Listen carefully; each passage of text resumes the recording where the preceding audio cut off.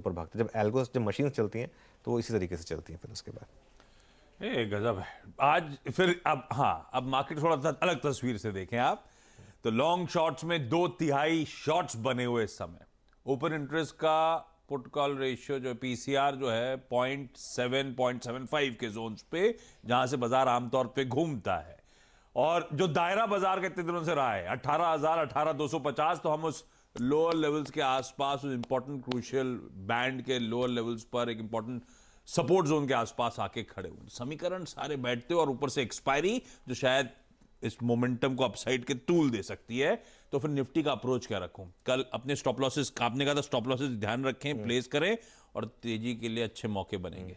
Approach क्या रहेगा हम ट्रेडर्स का? देखिए, हम शायद इसी लेवल्स के आसपास थोड़ी सुस्ती के साथ खुलते हुए नजर आए, फ्लैट खुलते हुए नजर आए, मान लो। हाँ, मुझे लग रहा है थोड़ा हल्का सा ऊपर ही खुलेंगे आशीष, और उसके बाद हो सकता है एक बार मार्केट नीचे भी आएगी। कल इतना गिरे हैं ना, जो कल की रेड बार है वो इतनी बड़ी है कि पहले शुरू में तो 5-10 मिनट में लोग निकलने की कोशिश करेंगे अगर जो लॉन्ग होंगे तो। लेकिन देखिए कल क्या हुआ, कल 20 डे एक्सपोनेंशियल मूविंग एवरेज से घुमा एग्जैक्टली निफ्टी, और 18,243 वो एग्जैक्ट आपका 20 डे एक्सपोनेंशियल मूविंग एवरेज। मैं कल छुट्टी पर था, लेकिन परसों मैंने एक चीज़ बोली थी कि 20 डे एक्सपोनेंशियल, परसों हमारा एक लॉन्ग का एक व्यू था कि लॉन्ग करिए और जो आपका 20 डे एक्सपोनेंशियल मूविंग एवरेज है वहाँ पर प्रॉफिट बुक करिए और साइड हट जाइए मार्केट से, क्योंकि मार्केट आपको वहाँ से अगर क्लासिकल हॉल्ट दिखा सकता है।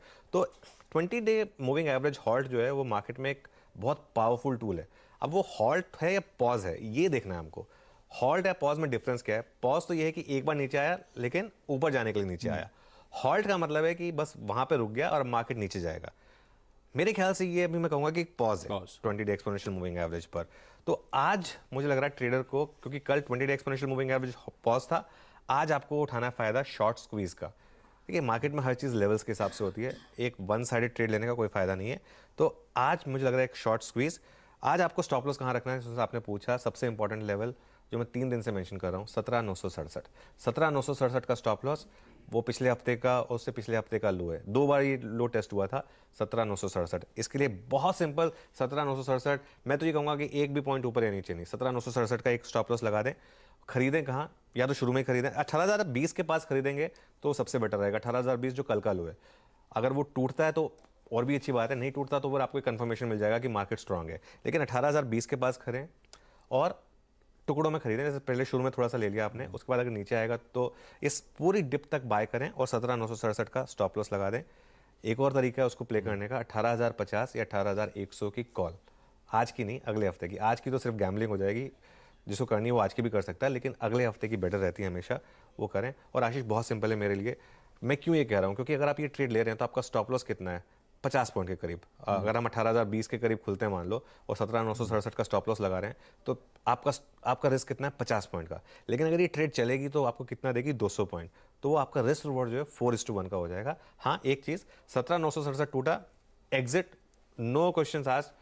मैं सबसे पहले बोलूँगा कि मेरी स्ट्रैटेजी गलत थी, सॉरी, लेकिन I have the right to be wrong. लेकिन मार्केट में आप हर चीज़ आपके हिसाब से नहीं हो सकती। लेकिन आपने एक एल्गो ट्रेड बनाया था वो नहीं चली, ठीक है, क्या हो गया? 50 पॉइंट का स्टॉप लॉस तो आप कहीं भी लगाएंगे किसी भी ट्रेड में, वो लग गया तो लग गया, आप बाहर हो जाइए उस ट्रेड से फिर उसके बाद।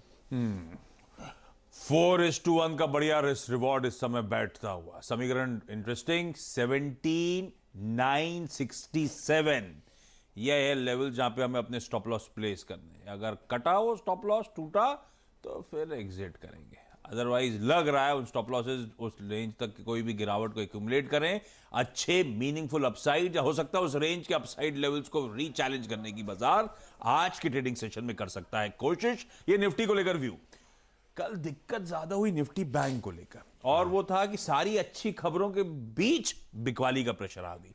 कोई सीएलएसए का बढ़िया अपग्रेड, सारे दिग्गज बैंक्स पे तेजी, चार्ट्स पे सारे बैंक्स पॉजिटिवली खड़े हुए नजर आ रहे थे, पर हुआ इवेंचुअली बिकवाली का प्रेशर हावी, और जो पॉकेट मदद कर रही थी उसका टूटना वो सेंटिमेंट से ज्यादा हावी हुआ था। निफ्टी बैंक को लेकर अब अप्रोच क्या? अगर बाउंस आना है तो ज्यादा मीनिंगफुल इस पॉकेट से एक्सपेक्ट करूं क्या? बिल्कुल, देखिए यहाँ पर एक डेजा वू वाली फीलिंग है मुझे। ये